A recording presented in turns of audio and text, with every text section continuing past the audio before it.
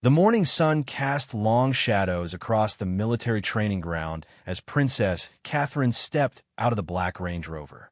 Instead of her usual elegant dress and heels, she wore dark athletic leggings, sturdy running shoes, and a fitted sports jacket bearing the regimental insignia. Her hair was pulled back in a practical ponytail, and she carried herself with the confidence of someone ready for action. Colonel James Harrison, commanding officer of the 1st Battalion Irish Guards, stood at attention with his senior staff. He had been briefed about the princess's unconventional visit, but seeing her in combat-ready athletic still caught him off guard. The Princess of Wales had specifically requested to experience military training alongside the troops, not merely observe from a comfortable distance. "Your Royal Highness." Colonel Harrison stepped forward with a crisp salute. "Welcome to Catterick Garrison. The men are prepared for your participation in today's exercises." Catherine returned the greeting with genuine warmth. "Thank you, Colonel. I'm excited to get my hands dirty today. These brave soldiers deserve to see that their future queen understands what they go through." The decision to wear sports clothing hadn't been taken lightly. Catherine's private secretary had initially suggested a more traditional royal visit, complete with formal attire and ceremonial tea. But Catherine had different ideas. She wanted to connect with the troops on a human level, to show them that she respected their dedication and was willing to step into their world. As they walked toward the training area, Catherine noticed groups of young soldiers watching her with curiosity and respect. Many were barely out of their teens, fresh-faced recruits who had joined the army seeking purpose and adventure. Others were seasoned veterans, their faces weathered by deployments in Afghanistan and other challenging postings. Sergeant Major Patricia Wells, one of the few female senior non-commissioned officers in the unit, approached with barely concealed enthusiasm. She had been personally selected to guide the princess through the physical training components of the visit. "Ma'am, we've prepared a modified obstacle course that will give you a real taste of what our soldiers experience during basic training," Sergeant Major Wells explained. "Nothing too dangerous, but challenging enough to be authentic." Catherine nodded appreciatively. "I didn't come here for the easy version, Sergeant Major. I want to understand what these men and women go through to serve our country." The training ground buzzed with activity as word spread that the princess would be participating in actual exercises. Soldiers who had been going through routine drills suddenly found themselves with renewed energy, eager to demonstrate their skills in front of royalty who clearly took their service seriously. Private Tommy Morrison, a 19-year-old from Liverpool, whispered to his mate, "She's actually going to do the course with us." Can you believe it? His excitement was infectious, spreading through the ranks like wildfire. The morning's first exercise involved rope climbing, something Catherine had practiced privately in preparation for this visit. She had spent weeks working with a personal trainer, building the upper body strength necessary to tackle military-style challenges.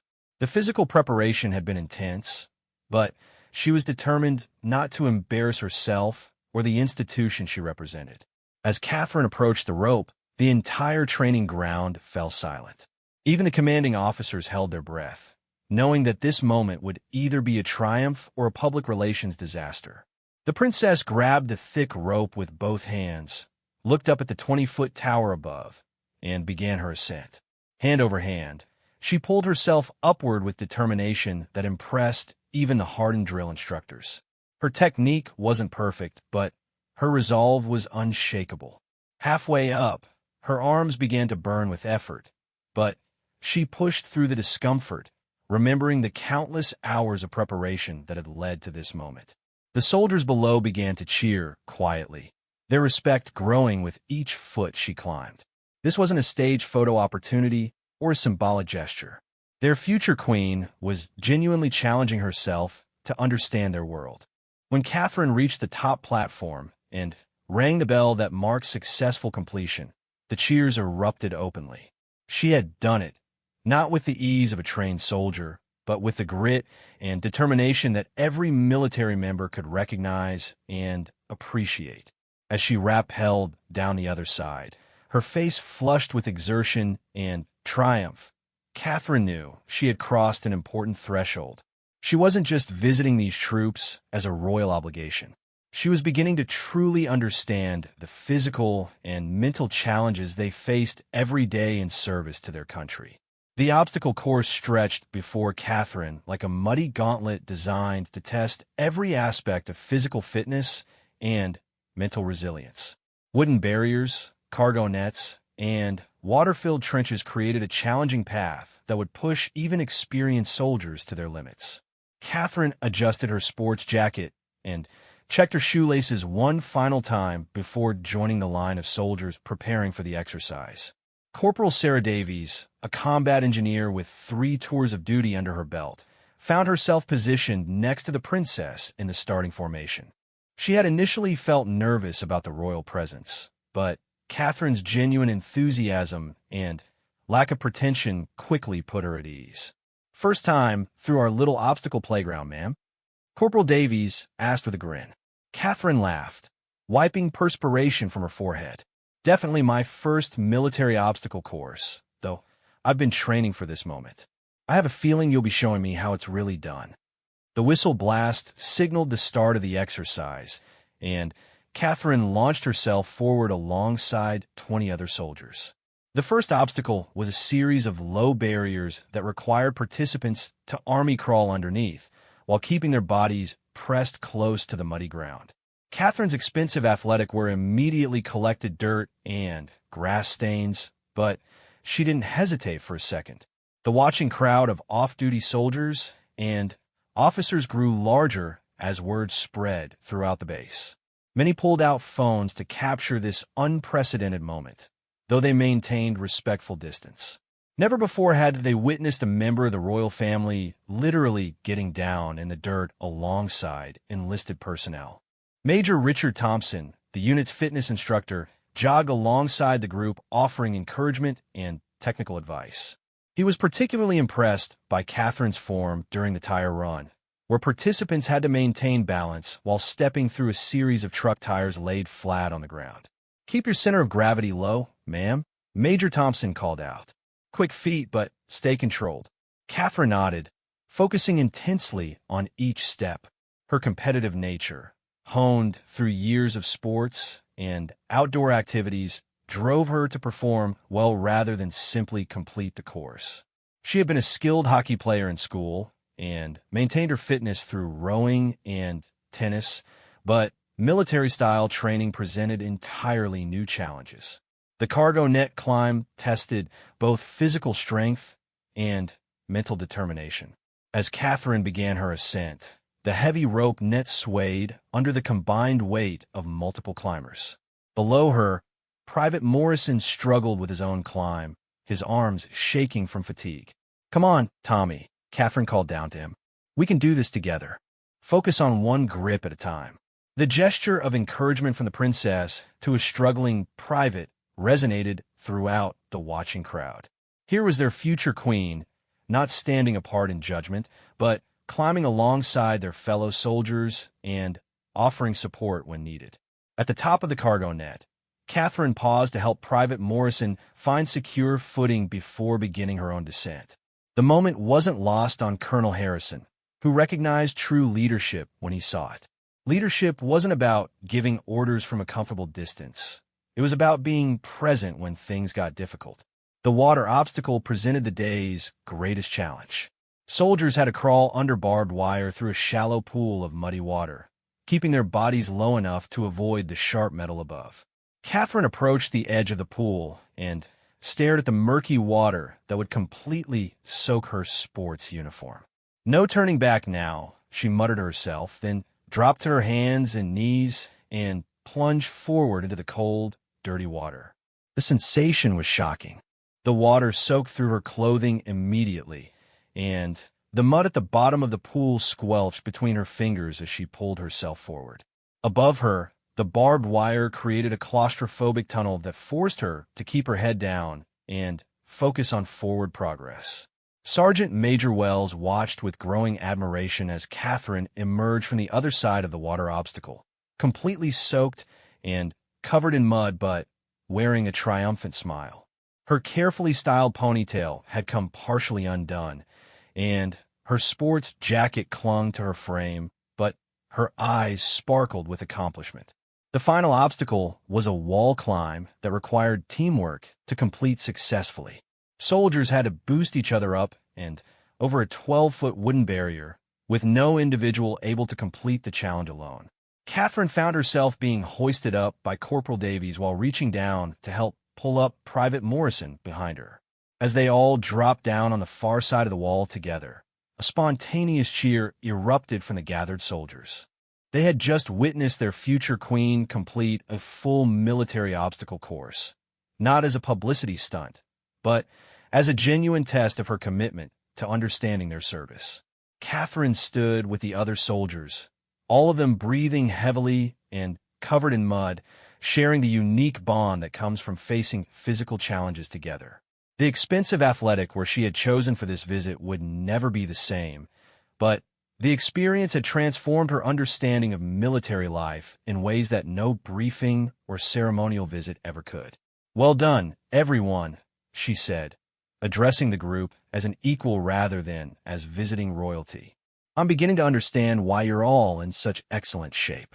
The afternoon sun had dried some of the mud on Catherine's sports uniform as she joined a tactical training exercise in the woodland area of the base. Her morning success on the obstacle course had earned genuine respect from the troops, but the afternoon would test different skills entirely.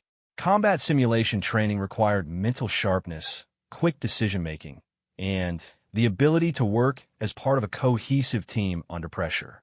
Captain Lisa Rodriguez, the unit's tactical training officer, briefed Catherine on the basics of the exercise.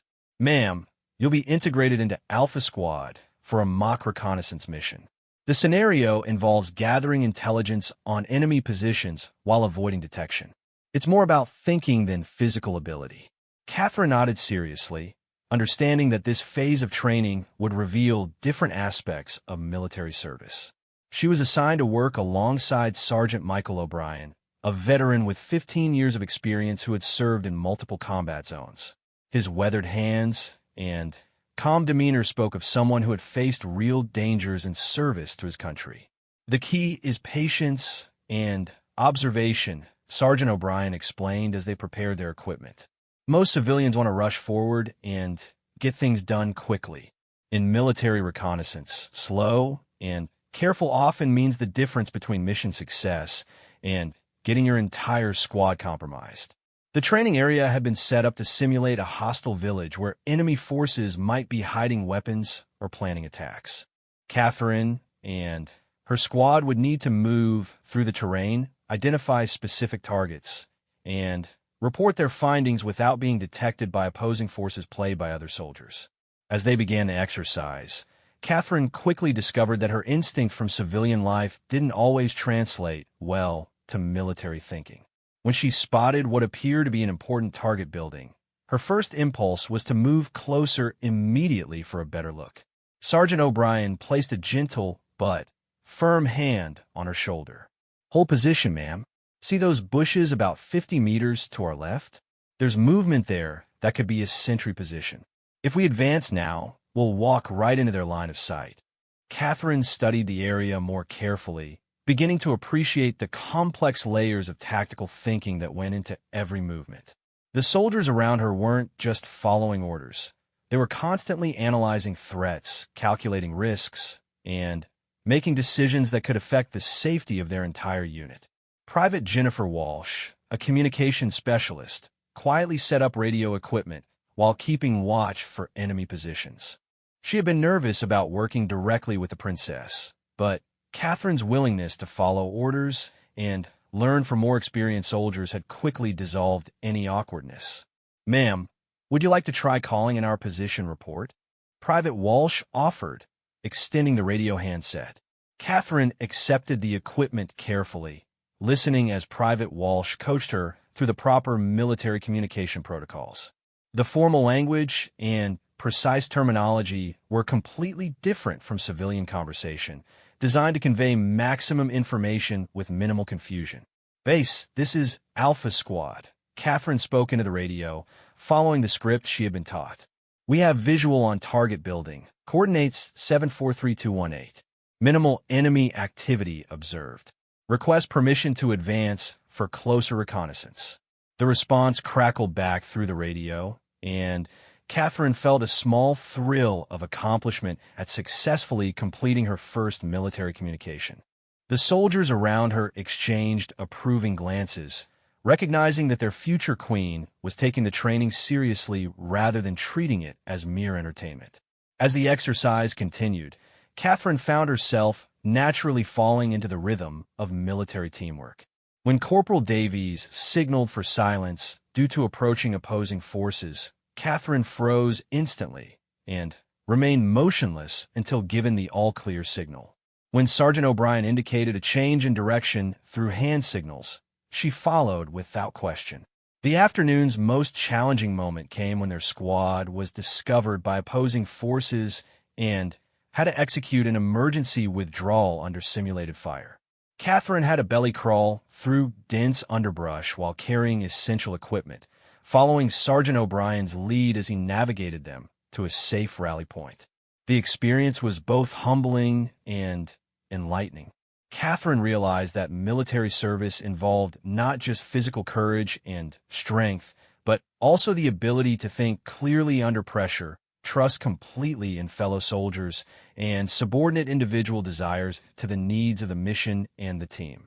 During a brief rest period, Private Morrison approached Catherine with a question that had been weighing on his mind. "Ma'am, if you don't mind me asking, why did you want to do all this training with us instead of just watching from a distance?" Catherine considered her answer carefully, wanting to be honest while remaining appropriate to her position. "Because I needed to understand what you go through to serve our country. I can't properly support the military or represent your interests if I don't have some personal understanding of the challenges you face every day." Her response resonated with the soldiers, who had grown accustomed to civilian leaders who made decisions about military matters without ever experiencing military life firsthand. Here was someone who was willing to get dirty, take orders, and push herself physically to gain authentic insight into their world.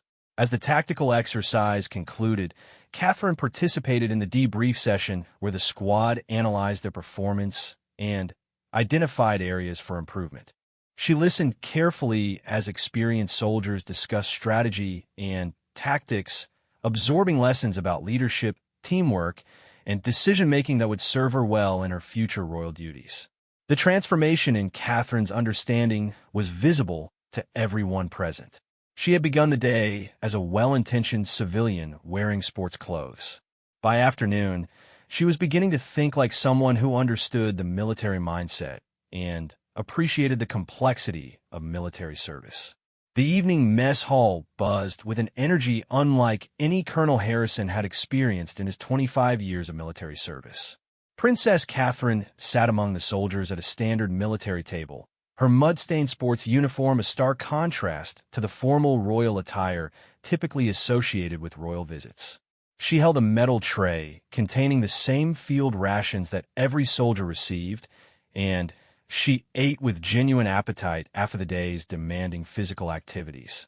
Private Morrison sat across from Catherine, still somewhat amazed that he was sharing dinner with the future Queen of England. The conversation flowed naturally as soldiers shared stories from their training and deployments, while Catherine asked thoughtful questions about their experiences and motivations for military service. "The hardest part isn't the physical training," explained Lance Corporal David Shun, a medic who had served 2 tours in Afghanistan. "It's being away from family for months at a time, knowing they're worried about you while you're trying to focus on keeping your mates safe."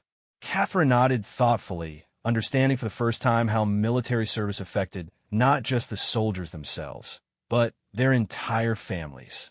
She had read briefing papers about deployment stress and family separation, but hearing about it from someone who had lived through multiple deployments brought the reality into sharp focus. Sergeant Major Wells approached the table, carrying her own dinner tray. "Mind if I join you, ma'am? I wanted to tell you that today was one of the most impressive displays of determination I've seen from someone experiencing military training for the first time." "Thank you, Sergeant Major, but I have to admit that I'm feeling muscles I didn't know I had," Catherine replied with a laugh. "I thought I was in reasonable shape, but This has been quite the education. The conversation turned to the challenges facing modern military families, and Catherine found herself learning about housing shortages, educational opportunities for military children, and the difficulties veterans faced when transitioning back to civilian life. These weren't abstract policy issues anymore. They were real problems affecting the lives of people she had spent the day training alongside. Captain Rodriguez joined the group and shared her perspective as one of the few female officers in a traditionally male-dominated environment. The military has changed dramatically in the past decade, ma'am. Women are now serving in combat roles that were previously closed to us, but we still face unique challenges in terms of equipment design, family planning, and career advancement. Catherine listened intently, taking mental notes about issues that she could potentially address through her royal platform. She realized that her morning of obstacle courses and afternoon of tactical training had been just the beginning of her education. Understanding the military meant understanding the entire ecosystem of challenges and opportunities that shaped military life. As dinner concluded, Colonel Harrison approached with a request that surprised everyone at the table. "Ma'am, the soldiers have asked if you might be willing to participate in evening physical training. It's typically a less intense session focused on team building and unit cohesion." Catherine looked down at her thoroughly soiled sports uniform and grinned. "Colonel, I think I'm already dressed for the occasion. What did you have in mind?" The evening training session took place in the base gymnasium, where Catherine found herself participating in team-building exercises that required coordination, communication, and trust. The activities were designed to strengthen bonds between soldiers who might need to depend on each other in life or death situations. One exercise required Catherine to fall backward and trust that her partner would catch her, a simple but powerful demonstration of the faith soldiers must have in their fellow service members. As she closed her eyes and let herself fall, caught safely by Corporal Davies, Catherine understood viscerally what military trust meant. Another activity involved the entire group working together to navigate an obstacle course while blindfolded, communicating only through verbal instructions. Catherine found herself both giving and receiving guidance, learning to trust voices she had only met that day, while taking responsibility for the safety of others.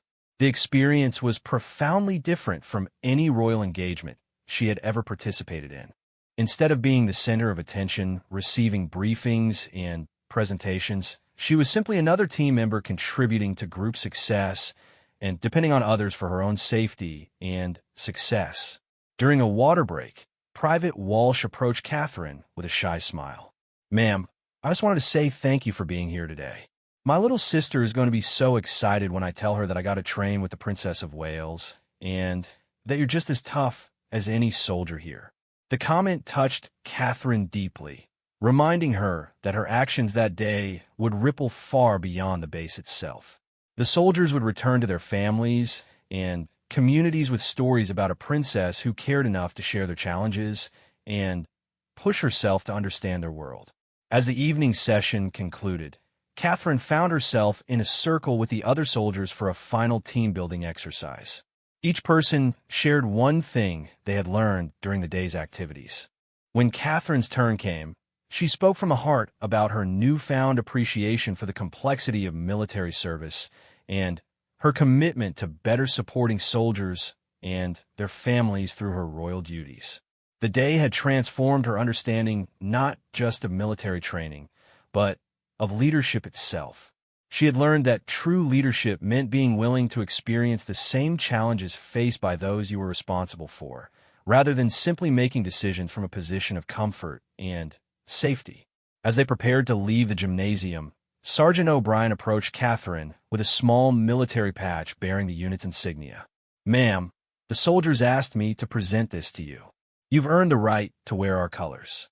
Dawn broke over Catterick Garrison as Catherine prepared for her final morning at the base. Her sports uniform, now bearing the honest stains of genuine military training, had become a badge of honor rather than a fashion statement. She stood with Colonel Harrison reviewing the day's final exercise, a dawn patrol that would test everything she had learned during her intensive military experience. The morning air was crisp and cold, creating visible breath as Catherine joined 12 other soldiers for the patrol exercise.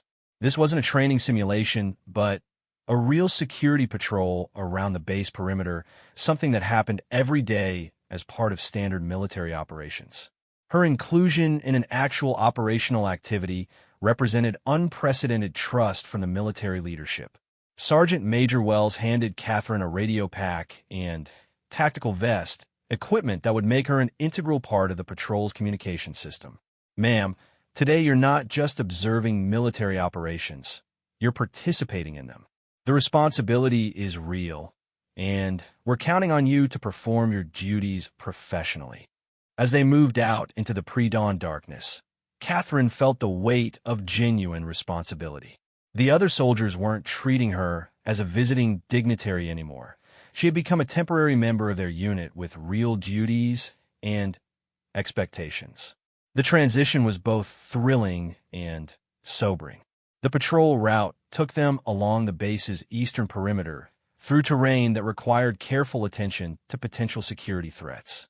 Catherine found herself naturally falling into the rhythm she had learned during the previous day's tactical training, moving quietly and staying alert for anything unusual. Private Morrison, now comfortable working alongside Catherine, signaled for her to take point position during one section of the patrol. "Your turn to lead, ma'am. Remember what Sergeant O'Brien taught us about observation and pace." Taking the lead position, Catherine felt the full responsibility of keeping her fellow soldiers safe. Every shadow could conceal a potential threat. Every sound needed to be evaluated and classified. The theoretical lessons about military leadership suddenly became intensely practical as she made real-time decisions that affected the entire patrol. As they reached a critical checkpoint, Catherine's radio crackled with a communication test for base command. She responded with the precise military protocol she had learned, providing their position and status with the clarity and professionalism expected from any soldier in the field. The sunrise painted the landscape in brilliant oranges and golds as the patrol completed its circuit and returned to base. Catherine had successfully participated in a real military operation, contributing meaningfully to base security while learning firsthand about the daily responsibilities that came with military service. Back at headquarters, Colonel Harrison conducted a formal debrief of the patrol exercise. Catherine participated as a full member of the team, offering observations about terrain features and potential security considerations. Her insights, informed by the intensive training of the previous 2 days, were taken seriously by the professional soldiers around the table. "Ma'am," Colonel Harrison said as the debrief concluded, "in my experience, very few civilians could have adapted to military training as quickly and effectively as you have. The soldiers speak of you with genuine respect, not because of your royal status, but because of your performance and attitude."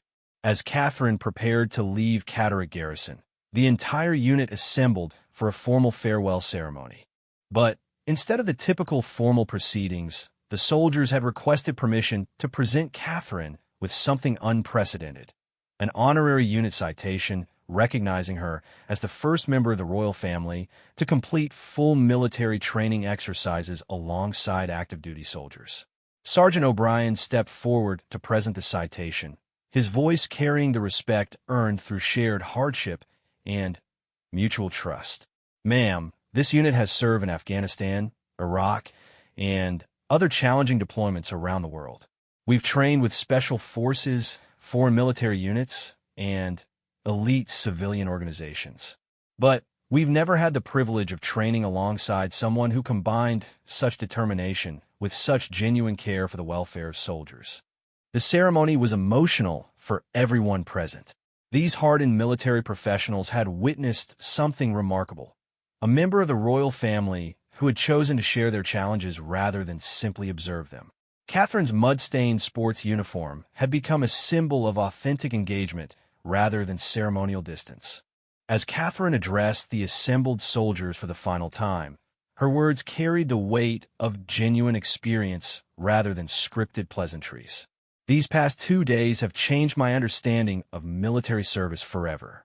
I came here thinking I would learn about what you do. Instead, I learned about who you are, professionals dedicated to something larger than yourselves, people willing to sacrifice comfort and safety for the protection of others. The impact of Catherine's visit extended far beyond the base itself. Video footage and photographs of the princess completing obstacle courses, participating in tactical training, and sharing meals with enlisted soldiers spread rapidly through social media and traditional news outlets. The images of her mud-covered sports uniform became iconic, representing a new model of royal engagement based on authentic participation rather than ceremonial observation. More importantly, Catherine's experience informed her approach to royal duties for years to come. When she spoke about military issues in Parliament or met with defense officials, her words carried the authority of personal experience. When she visited military families dealing with deployment stress or veteran support organizations, she understood their challenges from a perspective that no previous royal family member had ever possessed. The sports uniform that had seemed so unconventional at the beginning of her visit had proven to be the perfect choice.